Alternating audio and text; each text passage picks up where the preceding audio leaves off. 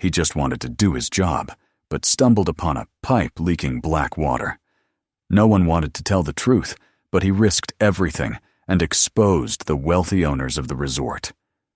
Subscribe and write in the comments which city you are watching from. The morning broke cold and pale over the high ridges of the Rockies. Mist still curled low along the slopes when Jack Miller pulled his old Ford onto the dusty access road. The hum of the engine echoed against the mountainside, swallowed by the clang of metal from the construction site ahead. He parked near a line of heavy machinery, already coated in a thin film of brown dust, and sat for a moment with his hands on the steering wheel, listening to the distant sounds of earth being moved, the hydraulic whine of other excavators, the shouted instructions of foremen. He felt that familiar heaviness in his chest that came every morning before a long day. It was not dread exactly, but the weight of routine, the knowledge that today would be like yesterday, a slow, grinding battle with rock and dirt. Jack climbed out and felt the chill bite through his flannel shirt. The air smelled of pine, diesel fumes, and raw soil. He walked toward his excavator, his boots crunching gravel, nodding at the other men as they passed. A brief exchange. No words, just the silent camaraderie of people who worked with their hands and did not waste time on talk. The machine stood there like a waiting beast, its yellow frame streaked with mud, the hydraulic arm resting low as if tired from yesterday's work. Jack ran a calloused hand along the metal as he always did, checking for leaks, looking over the teeth of the bucket. Satisfied, he climbed into the cab and sat down, the seat creaking under his weight. The cab smelled faintly of oil and sweat, familiar, almost comforting. When he started the engine, the machine shuddered to life, vibrating through his bones. He eased the excavator forward toward the section of the mountainside he had been working on all week. The morning sun rose higher, warming the slope and burning away the last threads of mist. Around him, the mountain was being reshaped, trees cut down and hauled away, rock broken and carted off, the land carved open to make way for the highway that the county promised would bring prosperity and tourists. Jack knew the speeches by heart. The road would connect two towns, open up commerce, make everything easier. That was the official line. For Jack, it was simpler. The road meant work, steady pay, something that kept him busy and kept his mind from wandering too far back to the desert landscapes overseas where he had spent too many years. Hours passed as he worked, the excavator arm biting into the earth, scooping, dumping, again and again. The rhythm was almost meditative. Then, late in the morning, the bucket struck something that did not sound like rock. It was a dull metallic clang that made him freeze and lift the controls, frowning. He pulled the arm back and cleared more earth from the spot, curiosity prickling at him. Another scoop, and something pale and cylindrical appeared under the dirt. Jack shut off the engine and climbed down, boots sinking into the loose soil as he crouched over the exposed shape. It was a pipe, thick and made of heavy-duty plastic, the kind used for drainage. He brushed away the dirt with his glove, revealing more of it, and saw that it was not corroded like old infrastructure would have been. This was new, almost pristine, except for the dust. As he looked closer, a thin stream of dark liquid began to ooze from a crack he had made with the bucket. The smell hit him first. Foul, pungent, a mixture of rot and chemicals that made his eyes water. He stepped back, covering his mouth with the crook of his arm. The liquid pooled quickly, soaking into the earth, and Jack felt a strange unease. Pipes like this were not supposed to be here. He had studied the site maps briefly, enough to know this section was clear, just soil and stone. He stood for a while, staring at the slow trickle, the dark stain spreading across the ground, before finally climbing back into the cab. He made a note of the location, marked it with a stake, then resumed work a few yards away. But the smell lingered in his nostrils, and with every pass of the bucket, He kept glancing back at that spot. When the shift ended, Jack drove home along the winding road that followed the creek down into town. He slowed at one bend, where the water ran wide and shallow, and noticed something he had never seen before. The surface shimmered with a thin, oily film that caught the last light of day in a rainbow sheen. He parked his truck on the shoulder and walked closer. The smell was faint, but there, the same as what he had smelled from the pipe. In the water near the rocks, a small fish floated belly up, carried gently by the current. Back in town, the streets were quiet, most of the shops already closed. Jack stopped at the gas station where a few men were gathered by the pumps, drinking coffee from paper cups, talking lazily about the weather and the price of feed. He listened, half hoping someone would mention the creek or the smell, but no one did. They spoke of hay harvests and the tourist season, and eventually one man remarked that the water from his well had been tasting funny lately, but he said it with a shrug, like it was nothing worth worrying about. Jack got back in his truck and drove home, his mind restless. That night he sat at his kitchen table with the lights off, staring out at the dark silhouettes of the mountains against the sky. The house was quiet except for the hum of the refrigerator. He thought about the pipe, the stench, the fish in the creek. He had seen enough in his life to know that problems ignored only grew worse. Still, part of him wished he could forget it, pretend it was nothing. There was a part of Jack that was tired of fighting battles, but he also remembered the faces of the kids he saw playing near the creek some weekends, their parents letting them wade barefoot in the water. If something was leaking into the ground here, it would end up where those kids played. He slept poorly, waking before dawn, his head filled with uneasy dreams of black water seeping through the soil, poisoning everything it touched. When the alarm finally rang, he rose and dressed without turning on the lights, ate a cold breakfast, and drove back up the mountain. As the first light touched the peaks, he parked near the site and sat for a moment, staring up the slope where the stake still marked the spot. Today he would have to decide whether to speak up or keep his mouth shut. The choice weighed on him heavier than the mountains themselves. The next morning, Jack drove up the mountain earlier than usual, the sky still bruised with the colors of dawn. The air was sharper than the day before, filled with that cool, resinous smell of pine, but the unease from last night rode with him in the cab of the truck. As he turned into the gravel lot and saw the line of machines glinting under the first rays of sun, he felt the weight of the decision he had to make. The stake he had driven into the dirt still stood where he had left it, marking the place of the broken pipe like a silent witness. He could ignore it and keep working, let someone else deal with it eventually, or he could bring it to someone's attention and risk what came next. By mid-morning, he made his choice.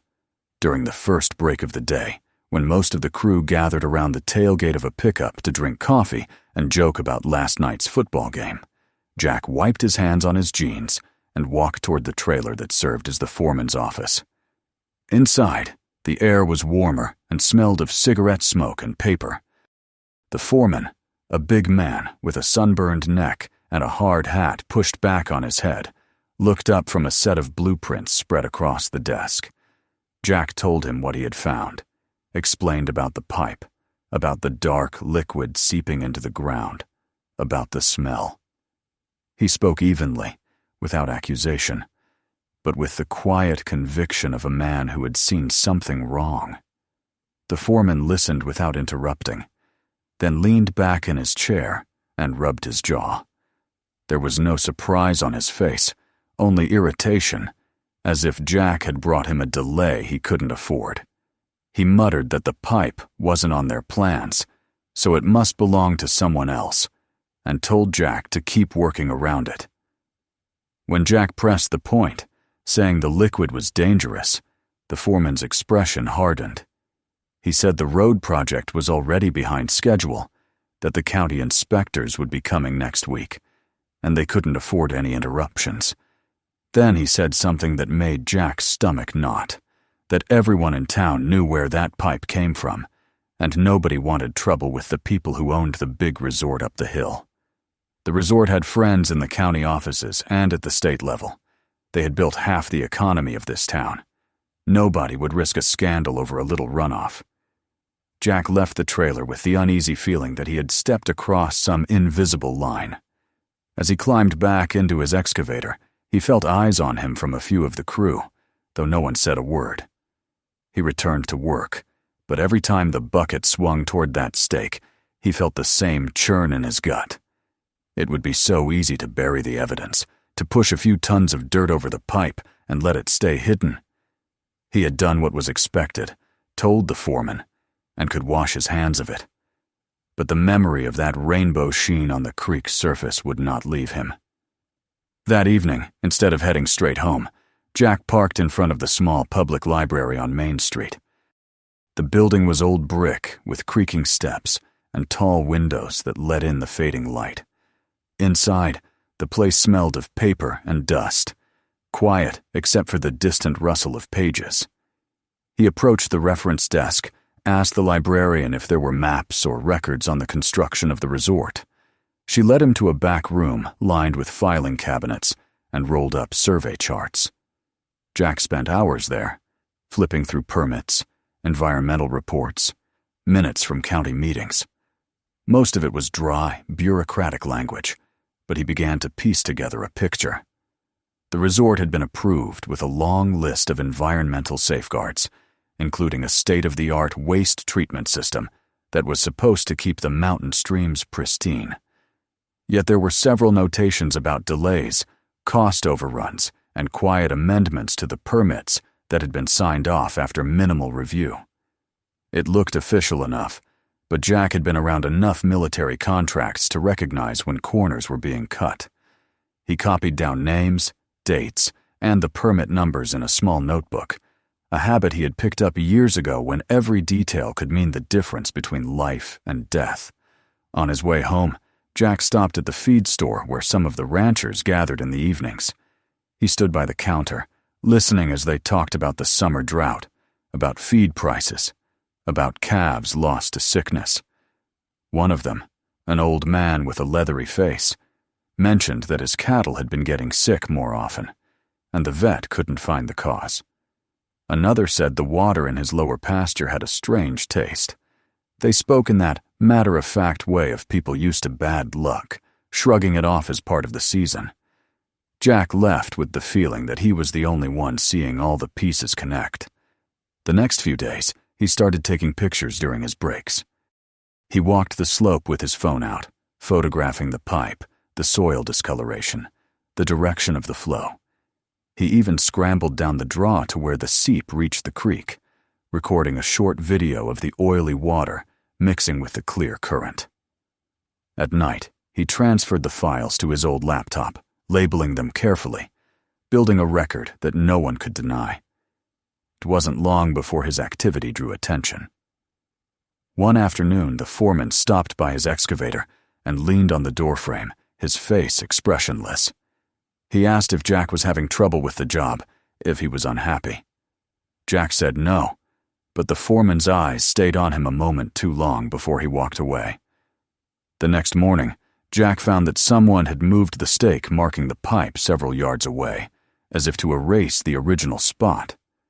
When he asked about it, one of the crew shrugged and said it must have been knocked over by accident. Jack worked the rest of that day in silence, his mind running in circles. He had not come looking for a fight, but now it was clear that what he had uncovered was not just a minor leak. It was something people wanted, kept quiet. He thought about the men who owned the resort, the politicians who cut the ribbons and smiled for the cameras when it opened, the money they brought into this town. Going against them would be more than just telling the truth. It would be stepping into a battle with people who could ruin him if they wanted to. That night, as he sat at his kitchen table, the weight of it pressed on him. He looked at the photographs laid out before him, at the murky images of the pipe and the black water. He had always believed that when you saw something wrong, you spoke up. But this was different. This was a line that could cost him his job, maybe more. The mountain outside his window loomed dark and massive against the starry sky, as if it held its breath, waiting to see what he would do next. Jack woke before sunrise, the darkness of his room thick and unmoving, as though the night itself was reluctant to leave. Sleep had been shallow, broken by half-formed dreams of pipes running like veins beneath the mountain, pumping poison into the soil. He sat on the edge of the bed for a long moment, elbows on his knees, staring at the floor. The decision he had been putting off no longer felt like a choice. He could feel the walls of silence closing in around him, the foreman's dismissive words, the rancher's shrugs, the quiet that had settled over the job site after he started asking questions. It was a familiar kind of quiet, the same one he had known overseas before trouble broke loose, the kind that meant people had seen something they didn't want to talk about. The drive up to the site was unusually tense. Every passing vehicle seemed to linger a little longer in his rearview mirror. Every face he saw at the gas station felt watchful. When he arrived at the lot, the first thing he saw was his own truck, sitting slightly crooked where he had left it the night before, the rear tires sagging flat against the gravel. Someone had slashed them clean through, leaving neat wounds that could not be mistaken for wear. Jack crouched, running a finger along the gash, feeling the sharp edges. Whoever had done it hadn't rushed. He stood, looking around. No one was nearby. The lot was empty, except for the parked machines gleaming in the pale light. He felt a prickle at the back of his neck, but said nothing. He changed the tires quickly and got back to work, though the entire morning he felt the weight of unseen eyes on him. Later that day, while operating the excavator near the slope, something went wrong. The hydraulic arm jerked suddenly, the bucket crashing into the ground with more force than he had applied. Jack shut down the engine and climbed out, inspecting the mechanism. A hose had been loosened deliberately, the fitting nearly stripped. It was the kind of damage no accident could have caused. He knew sabotage when he saw it. He had seen enough of it in another life, when lives depended on machines functioning as they were supposed to. When he reported the fault to the mechanic, the man barely looked at him, just muttered that maybe Jack had been careless and walked away. The message was clear. No one was going to back him up. That night, when he drove home, a dark SUV with tinted windows followed him for several miles before turning off onto a side road without a signal. By then, his hands were gripping the steering wheel tight enough to ache. The next morning, he walked down to the creek again before work. The water was worse than ever. The once clear stream was nearly black in places, a sluggish current carrying dead leaves and the pale bellies of fish that bobbed against the rocks. The smell was heavier now, sour and chemical, coating the back of his throat. He crouched on the bank, staring at the water, and felt a hard knot of anger build in his chest. This was no longer just a problem hidden under the dirt. It was spilling into the open, poisoning the land where people drew their water, where kids played in summer. In town that evening, he heard more quiet complaints. A farmer at the diner grumbled that 3 of his calves had died suddenly. Another said his well water had turned brown. They said these things the way men talk about hailstorms or bad luck, as if it were simply the hand they'd been dealt. But Jack knew better. There was nothing natural about this. That night, he sat at his kitchen table again, the photographs spread before him. He stared at the images until the edges blurred. He could feel himself teetering between 2 futures, one where he stayed silent, kept his job, pretended not to see what was right in front of him, and another where he took a step that might change everything, for the town, for himself.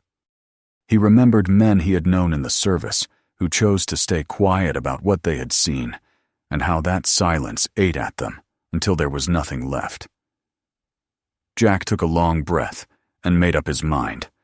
If no one else would act, he would. The next day after his shift, he drove to a hardware store in the next county, where no one knew him, and bought a compact camera with night vision, extra memory cards, and a bright LED work light. The clerk asked if he was planning a hunting trip. Jack only shrugged. When darkness fell, he returned to the site, parking far down the road and walking the last stretch in silence. The mountain air was cold enough to bite, the stars sharp above him. The site was deserted, the machines lined up like sleeping animals. He moved carefully, staying low, his boots soundless in the loose gravel. When he reached the stake that had marked the pipe, he crouched and set up the camera. The smell was even stronger at night, as though the cool air trapped it closer to the ground. He turned on the light, illuminating the spot, and began to dig with a shovel he had brought, clearing the dirt until the pipe was fully exposed. The liquid seeped steadily, forming a dark pool that glistened in the white glare.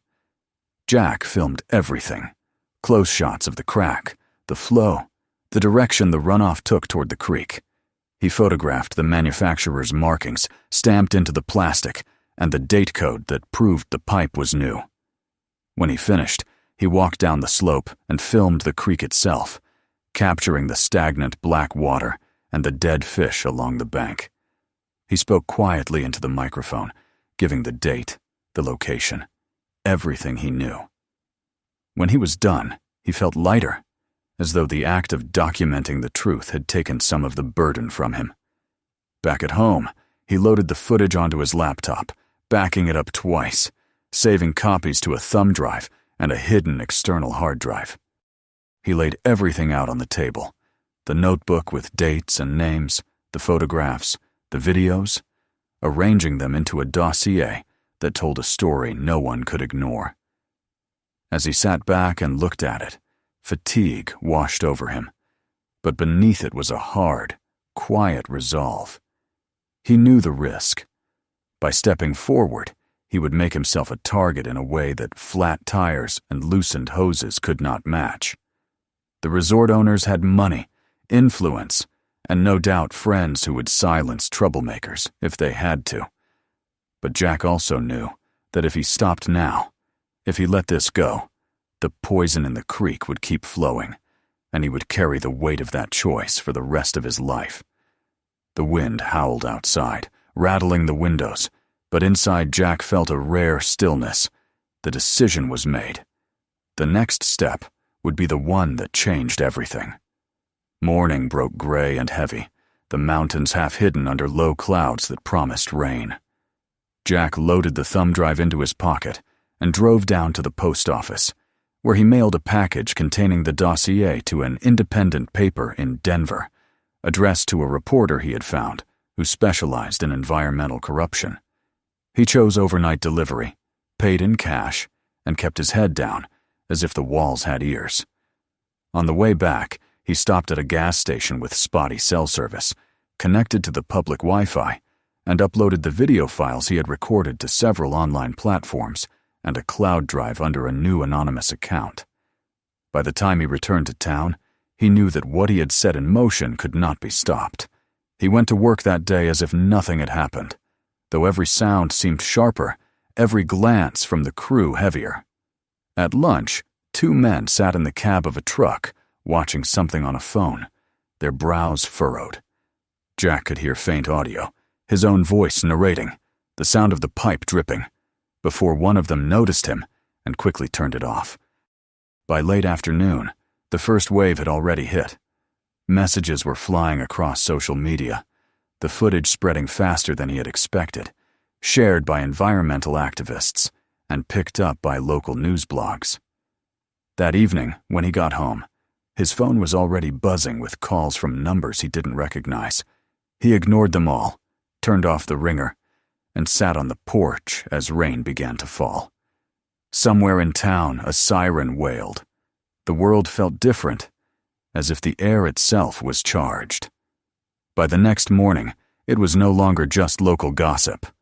One of the larger Denver news outlets ran a segment showing clips of his footage, blurred for anonymity, but unmistakable. They talked about the alleged illegal dumping by the luxury resort, the risk to the watershed, the violation of state environmental laws. The story was picked up by regional television stations, then by national websites. Jack watched it all unfold from his kitchen table, the coffee growing cold in his cup, a strange mixture of relief and dread running through him. When he arrived at the job site, the atmosphere was electric. Trucks sat idle, workers clustered in uneasy groups. The foreman was shouting into his phone near the trailer, his face red.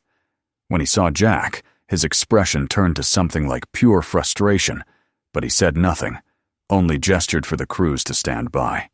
A county inspector's truck pulled into the lot, followed by a state environmental agency vehicle.